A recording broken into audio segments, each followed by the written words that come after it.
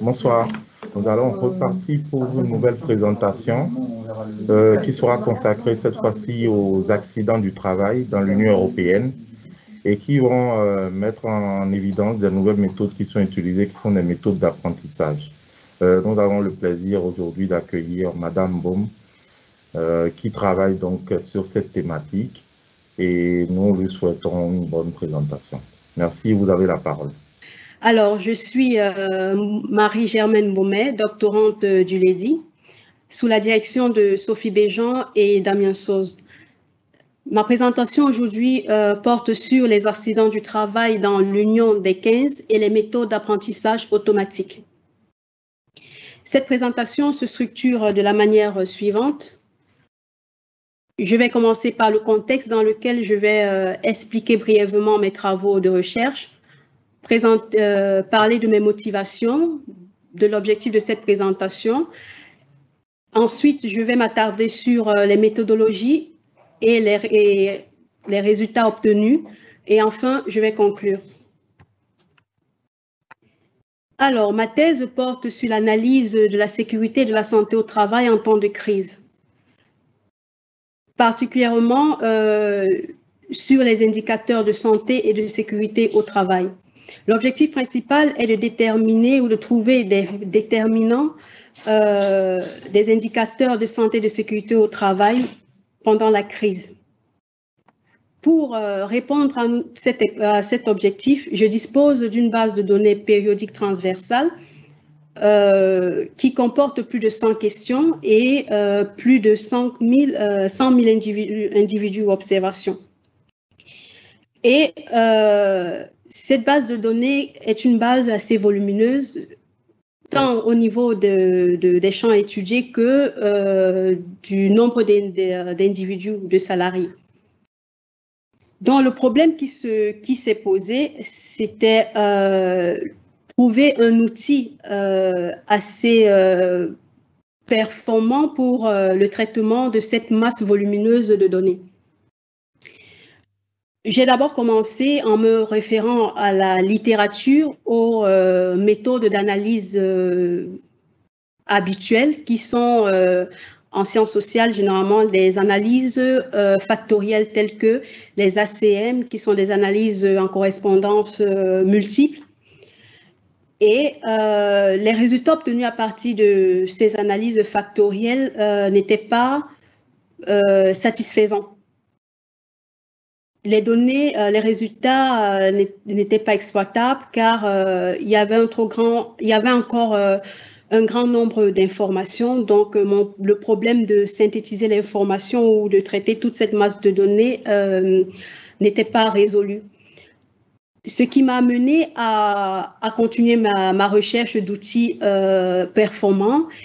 Et en échangeant dans ma recherche, j'ai aussi échangé avec d'autres chercheurs. Et il m'est apparu évident de me tourner vers les méthodes d'intelligence artificielle, telles que les méthodes d'apprentissage automatique. L'apprentissage automatique est une branche, comme je disais tantôt, est une branche de l'intelligence artificielle qui permet aux algorithmes de traiter l'information et aussi de traiter surtout une très grande masse de données. Et dans cette branche de l'intelligence artificielle, il existe deux grandes familles d'apprentissage automatique. Nous avons l'apprentissage supervisé et l'apprentissage non supervisé. Dans l'apprentissage supervisé, l'objectif est de mettre en lien des inputs qui sont, on peut dire, dans notre contexte économique, des variables explicatives avec une variable cible qui est une variable d'intérêt. Et il existe deux types d'objectifs à atteindre dans une méthode d'apprentissage automatique supervisé. La classification et la régression. Dans la classification, on résout un objectif de classification lorsque la variable cible est une variable binaire catégorielle et dans la régression, on résout un problème de régression lorsque notre variable cible est continue. En revanche, l'apprentissage non supervisé est ici, dans le cas de l'apprentissage non supervisé, comparé à l'apprentissage supervisé, il n'y a pas de variable cible. On a un ensemble de données et on cherche à trouver des similarités entre des similarités dans les données. Généralement, cet apprentissage, dans cette approche, généralement, on crée des indicateurs synthétiques. Donc, dans le cas de l'apprentissage non supervisé, il existe deux objectifs ou deux problèmes. Là, le clustering qui est un regroupement, et les associations.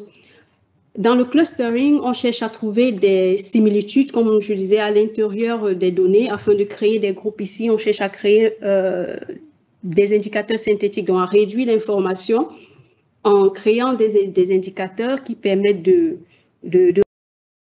résumer l'information, la masse d'informations qu'on avait en entrée.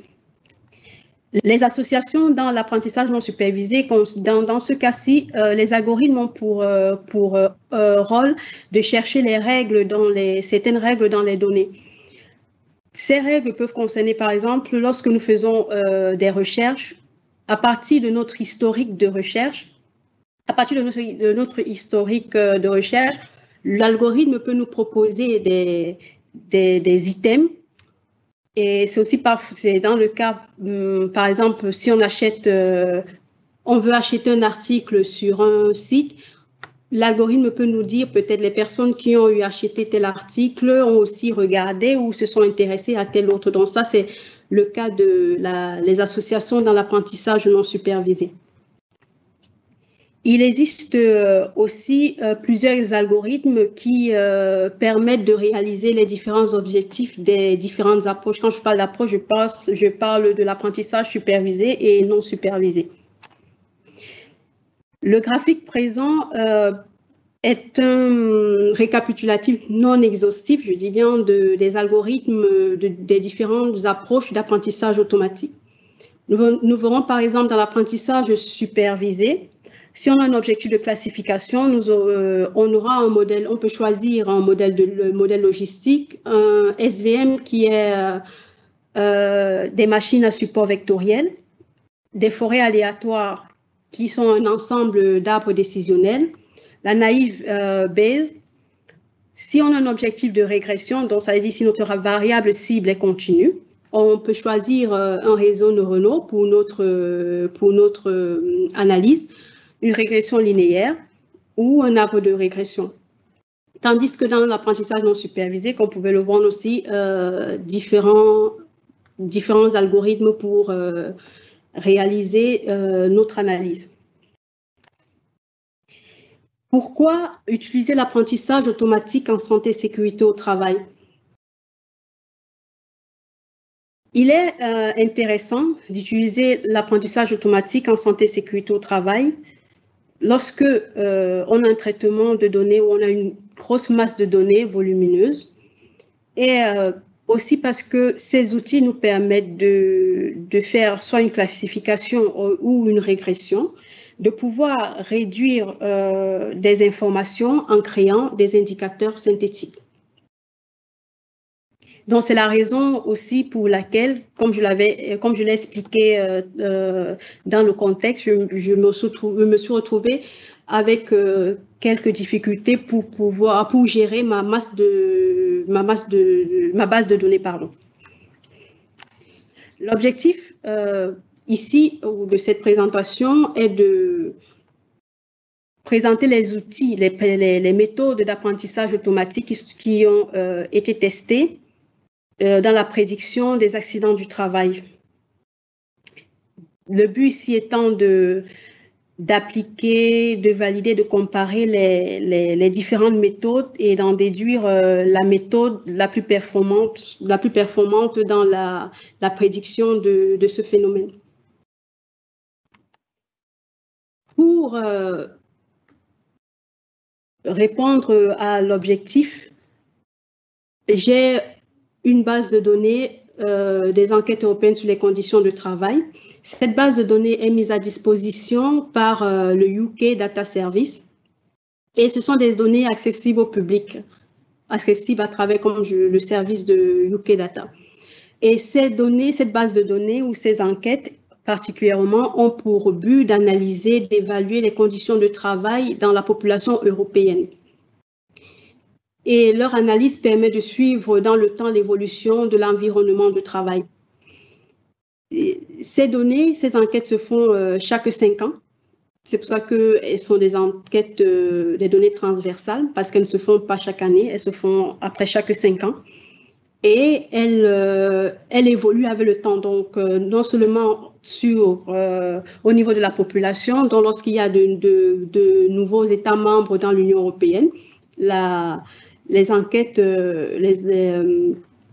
la base de données augmente et aussi lorsqu'on étudie aussi de nouveaux champs dans l'environnement de travail, je dirais plus particulièrement l'environnement psychosocial, on a aussi un champ plus élargi et plus de questions. Donc, ces enquêtes s'adaptent aux évolutions ou des changements qui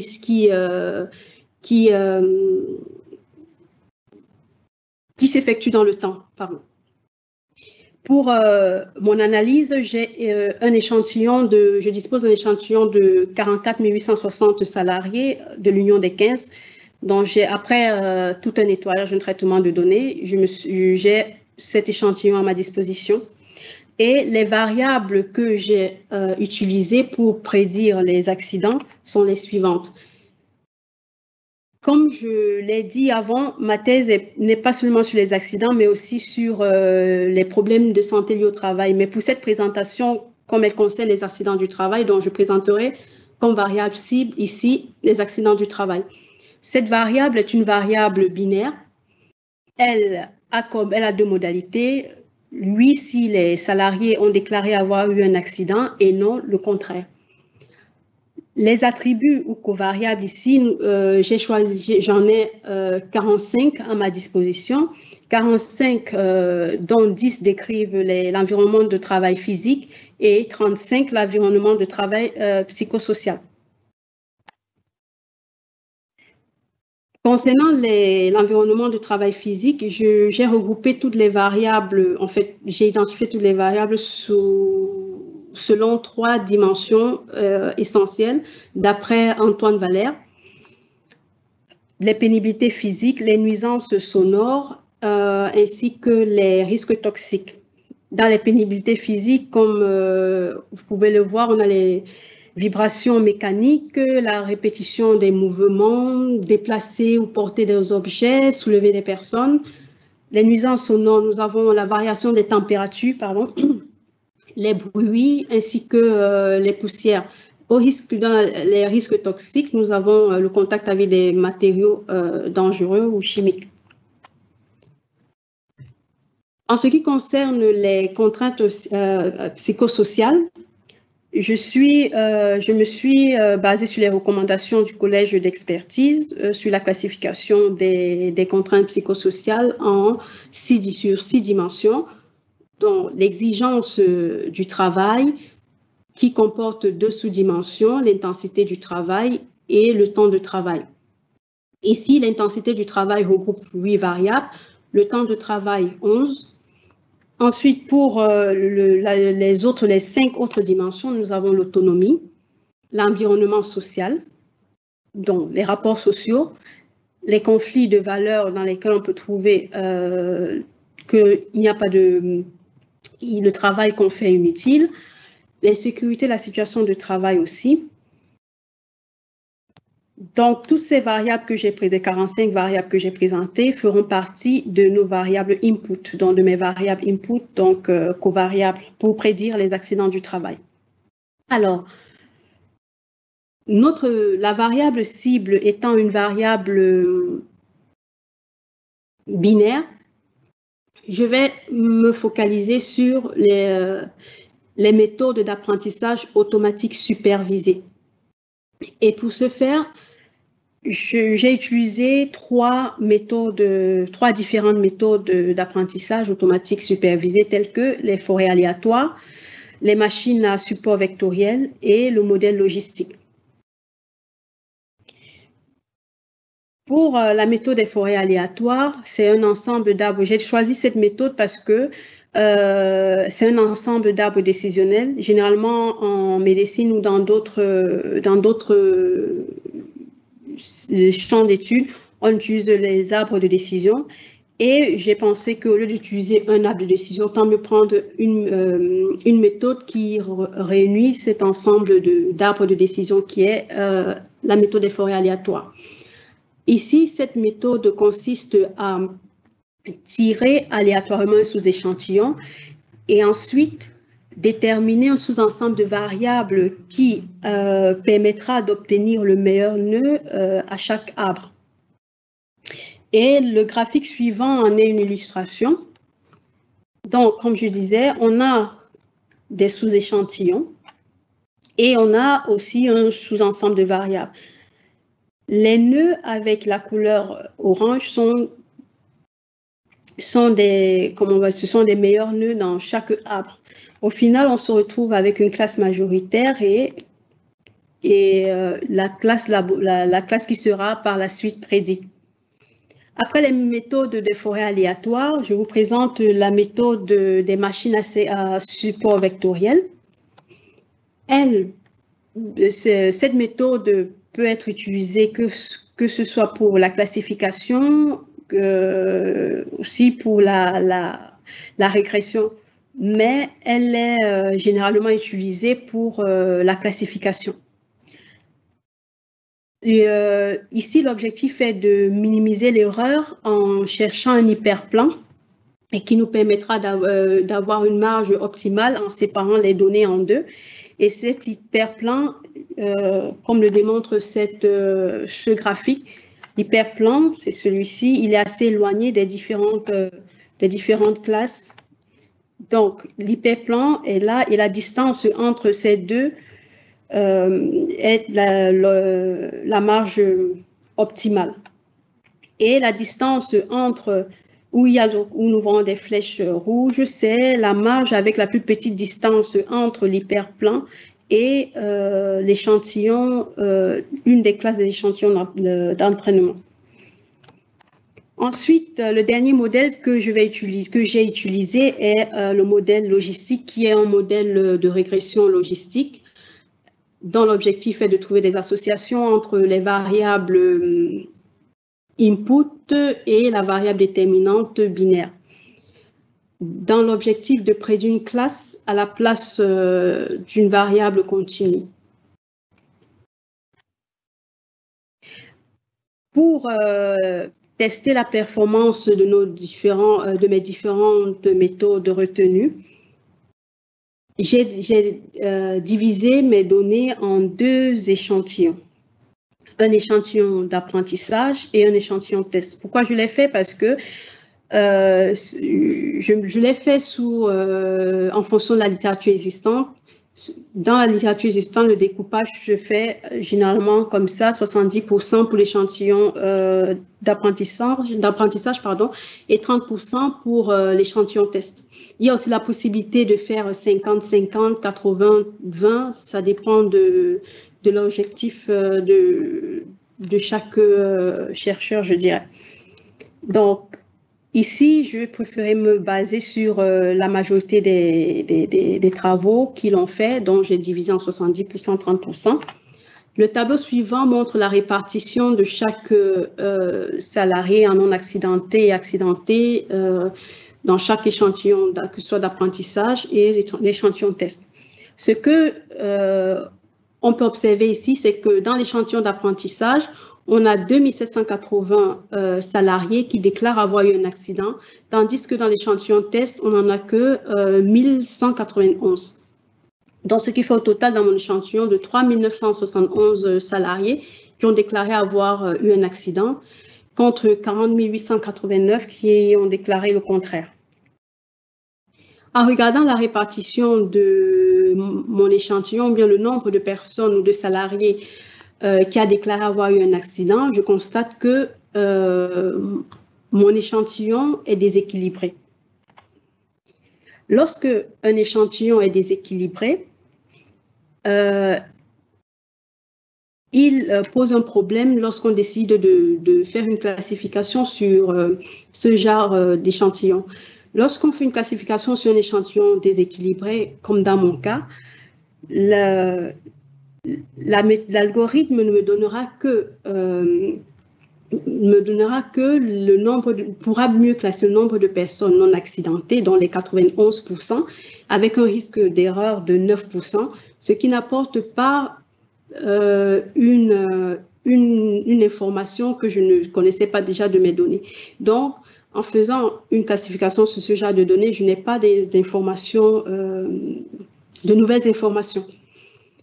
Il existe plusieurs techniques de rééquilibrage, permettez-moi, de l'échantillon.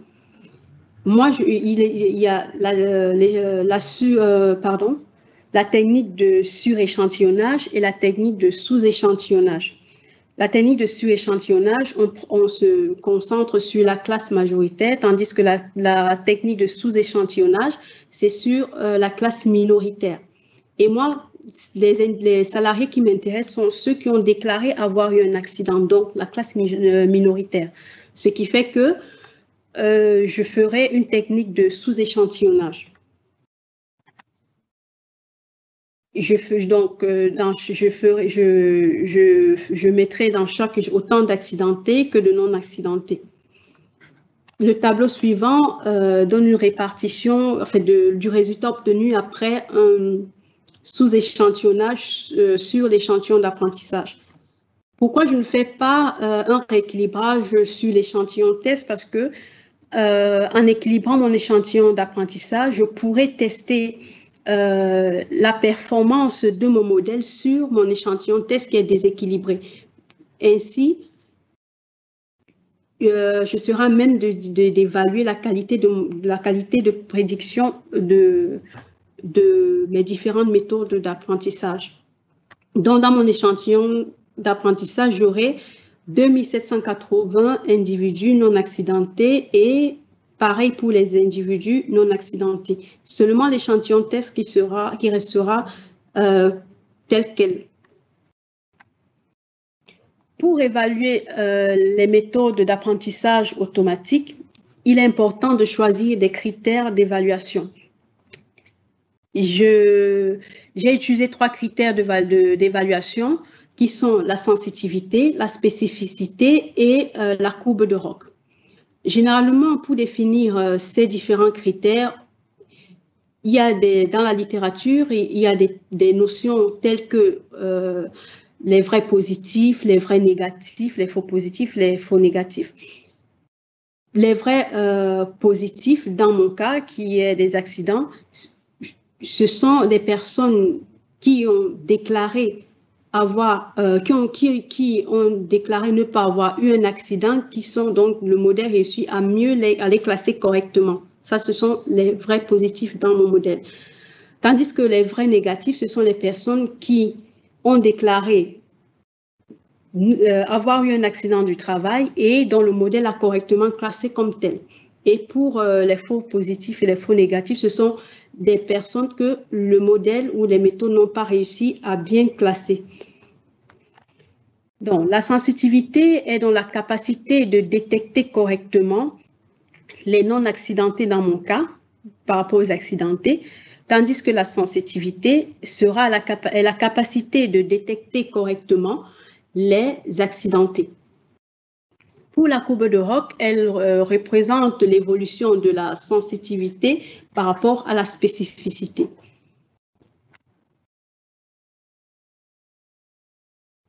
Alors, les résultats sont, le tableau suivant présente dans le tableau suivant, je présente les résultats en fonction des critères d'évaluation sur l'échantillon d'apprentissage.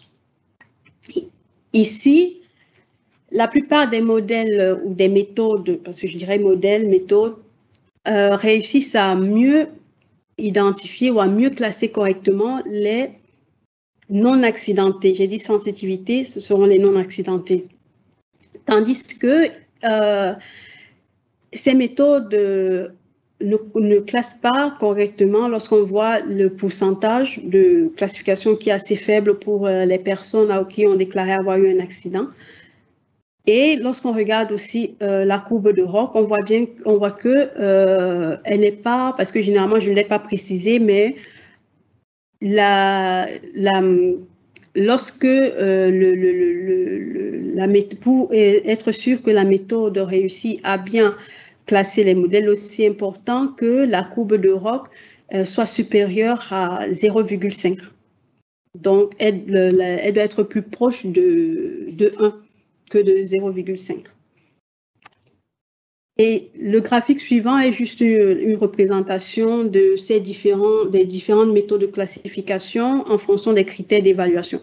Lorsque nous regardons les boîtes à moustaches, nous pouvons voir que pour la ROC, la courbe de ROC, c'est les méthodes des machines à support vectoriel qui ont un pourcentage élevé. Tandis que lorsqu'on regarde la sensitivité, ce sont plus les modèles tels que le GLM, dans le modèle logistique, et la méthode de forêt aléatoire qui sont les mieux placés. Pareil pour la spécificité, on peut voir que c'est les méthodes de machines à support vectoriel.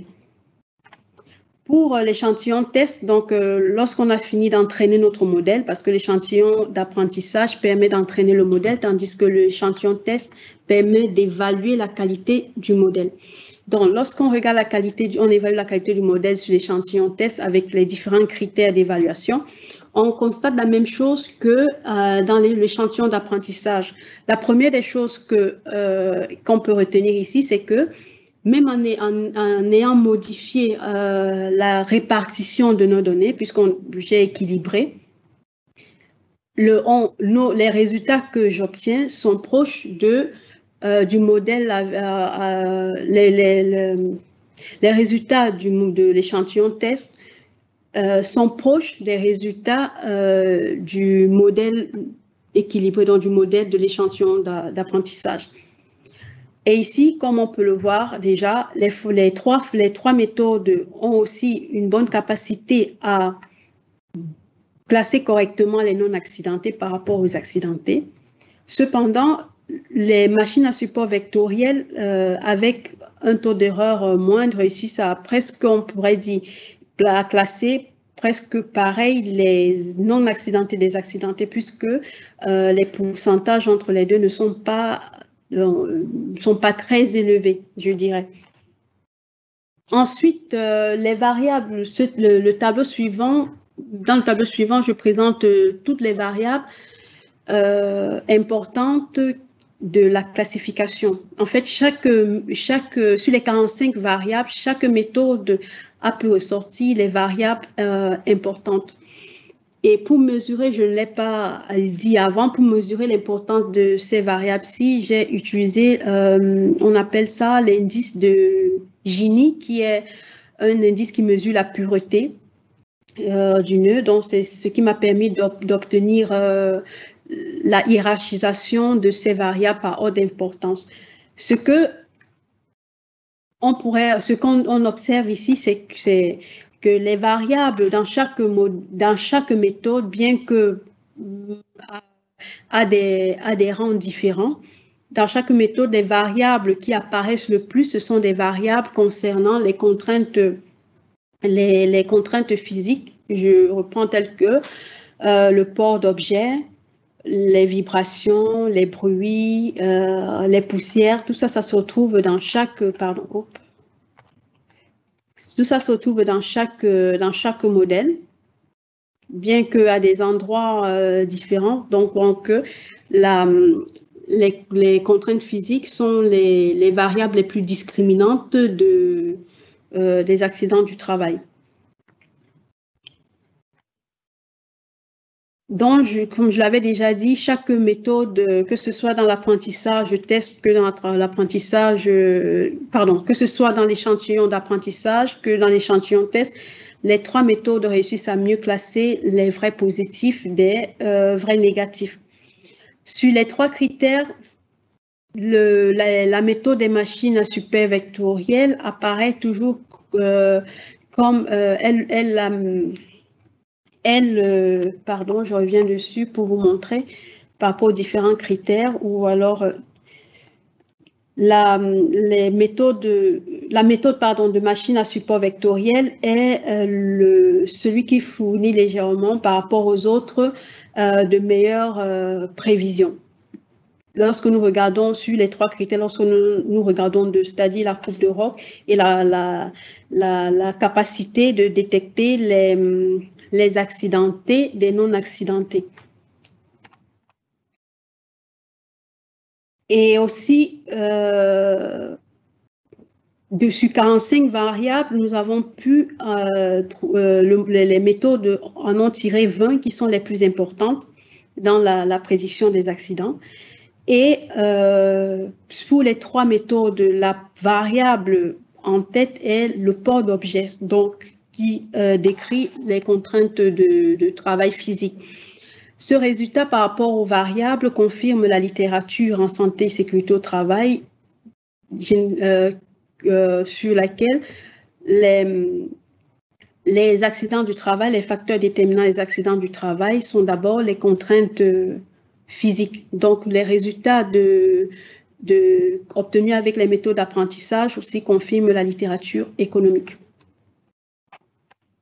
Pour conclure, dans cet article, excusez-moi, dans cette présentation, le but était de vous présenter toutes les différentes méthodes testées dans la prédiction des accidents du travail dans l'Union européenne. L'Union européenne, surtout l'Union des 15 particulièrement. Et le résultat qu'on a trouvé, c'était que la méthode des machines à support vectoriel était légèrement, parce que je dirais légèrement, la plus performante. Parce que quand je dis légèrement, parce que les pourcentages ne sont pas très différents. Et aussi, ce que j'ai pu obtenir aussi ici, sur les 45 variables, c'est 20 variables. Donc, j'ai pu réduire l'information que j'avais en amont en utilisant ces différentes méthodes d'apprentissage automatique. Cependant, les méthodes d'apprentissage automatique posent un véritable problème dans la littérature économique, qui est leur interprétabilité. Il s'avère qu'il y a la difficulté à établir le lien qui pourrait exister entre les variables explicatives et la variable dépendante. Or, en sciences sociales, particulièrement en épidémiologie, on cherche à déterminer les liens de causalité, ou bien on cherche à déterminer les liens ou l'influence de chaque variable explicative sur la variable cible, ce que nous n'obtenons pas avec les méthodes d'apprentissage automatique. Donc, de ce travail, je dirais que les méthodes d'apprentissage automatique sont des outils avec une grande capacité d'extraction de l'information, et ces outils sont intéressants à utiliser dans le cadre des sciences sociales, particulièrement en sécurité et santé au travail, parce qu'elles nous permettent de synthétiser l'information. Donc, pour moi, ces méthodes sont des méthodes complémentaires qui viennent s'ajouter aux méthodes économétriques classiques.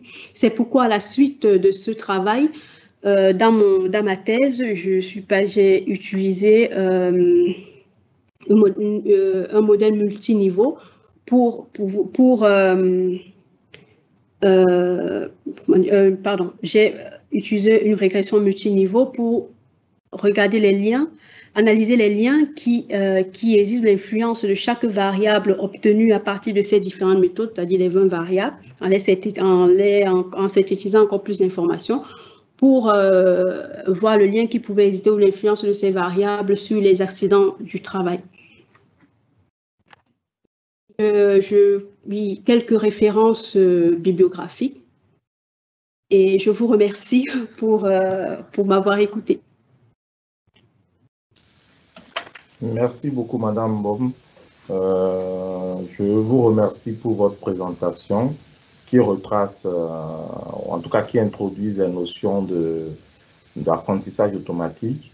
Je sais qu'il y a pas mal de demandes en sciences humaines et sociales sur la question, comment on arrive justement à intégrer, à captiver et à utiliser ces méthodes avec des bases de données traditionnelles, donc type des bases de données d'enquête. Premièrement, il faut dire que, pour compléter, il faut dire que ces méthodes-là permettent, c'est ce que vous avez dit à la fin, de pouvoir justement faire une réduction de variables avant de faire nos analyses économétriques. Typiquement dans ce cadre où il y avait un nombre très élevé de variables, dans lequel on devrait choisir les variables les plus importantes pour réaliser l'analyse économétrique. Vraiment, je vous remercie pour votre présentation, que je trouve en tout cas très très claire. En termes de questions, vous avez une question qui, je pense, a été solutionnée. C'était de savoir quelles étaient les références que vous pouvez fournir pour aller beaucoup plus loin. D'accord. Ok.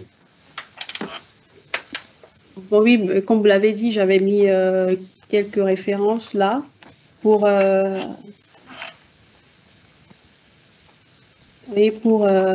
se documenter un peu sur les méthodes de machine learning. Donc, j'ai mis quelques références, notamment pour les forêts aléatoires, comment interpréter l'apprentissage automatique et puis la comparaison des méthodes machine à support vectoriel, pardon, et l'importance des variables. Après, il y a aussi il y a tout un ensemble d'analyses. Il y a des analyses plus poussées parce que, comme je disais, les méthodes posent un problème d'interprétabilité. Donc, maintenant, ce qui se fait, c'est de chercher d'ouvrir en quelque sorte cette boîte noire cette boîte noire de ces méthodes-là afin de pouvoir comprendre vraiment les liens. Et puis, j'ai juste parlé de l'apprentissage automatique, ici le machine learning, mais il y a aussi d'autres méthodes comme le deep learning qui permettent aussi d'aller un peu plus loin dans les analyses dans le traitement de données. D'accord, ok. Je ne sais pas s'il y a d'autres questions qui traitent de ces... N'hésitez pas si vous avez envie qu'on discute de ces méthodes-là. Je pourrais vous accompagner pour les explorer. Madame Bom n'a pas précisé le logiciel avec lequel elle a réalisé le travail. Donc moi, oui, c'est vrai. Que j'aimerais bien lui poser. Voilà. Bon, en fait, comme logiciel, j'ai utilisé R. C'est R que j'ai utilisé pour faire toutes ces analyses. Donc, après, il y a aussi Python qui peut être utilisé pour le faire. Bon, ce sont les deux logiciels que je connais. Je ne sais pas s'il y en a d'autres, mais à ma connaissance, je vais dire pas à ma connaissance, mais ce que je sais ou ce que j'ai pu, ce que je sais, c'est Python et R donc, pour faire les analyses. Okay. Et après, je ne l'ai pas aussi dit, bon, après, je ne sais pas, mais j'ai aussi utilisé l'approche d'apprentissage non supervisé, mais comme ici, c'était pas le but, donc je n'ai pas insisté là-dessus, je n'ai pas montré des exemples de ce que j'ai trouvé comme résultat. Mais ce que je peux aussi dire, c'est qu'en synthétisant l'information, je retrouve les mêmes variables importantes dans la prédiction des accidents du travail. Même après avoir utilisé le clustering. Donc, voilà. Ok, ben merci. Je ne sais pas s'il y a d'autres questions ou pas. Voilà. Là, il n'y a pas d'autres questions. Moi, je vous exhorte vraiment à regarder ces méthodes-là, qui sont des anciennes méthodes, mais aujourd'hui, c'est des méthodes qui sont à la mode, qui permettent de faire de la réduction de dimensions, qui permettent d'expliquer parfois des phénomènes qu'on ne pourrait pas expliquer au vu des données massives que nous avons. Cela demande bien évidemment une connaissance par rapport à des logiciels type R, Python. N'hésitez pas, vous pouvez contacter Madame Mbom via la plateforme en nous écrivant, on pourrait vous mettre en contact, mais également, si vous avez envie de discuter de ces nouvelles méthodes, n'hésitez pas à prendre contact avec nous. Entre parenthèses, je dirais que la plateforme de données, mais également la MSH, a toute une équipe, dont les 3 plateformes ont des équipes qui bossent sur ces questions et qui manipulent vraiment cette question. Donc voilà. Ben, je tiens encore à vous remercier pour votre brillante présentation. De rien. Je remercie également tous les participants. Je m'excuse puisque je me suis rendu compte que certaines personnes ont eu du mal à se connecter parce qu'en fait, le lien qui a sur la page PDF renvoyait justement à la présentation de ce matin. Je vous conseillerais de vous connecter via les liens fournis sur le deuxième volet, sur le site de la MSA et sur la page web de la plateforme universitaire de données. J'ai vérifié pour demain, il ne devrait pas avoir de problème, même si vous utilisez les liens du PDF, mais au cas où vous serez bloqué, n'oubliez pas de toujours faire recours à la deuxième solution, celle qui consiste à passer par le site de la plateforme universitaire de données de Dijon. Donc, sur ce, je vous souhaite de passer une bonne fin de journée et merci d'avoir suivi les présentations. Je rappelle que c'est un essai, c'est une première de faire une présentation en direct sur une journée ou une semaine qui va être très longue. Donc, au fur et à mesure, n'hésitez pas à nous faire remonter les difficultés que vous avez, les questions, les suggestions pour que nous puissions améliorer le direct. Merci encore et merci à vous aussi. Bonne fin de journée et puis au revoir.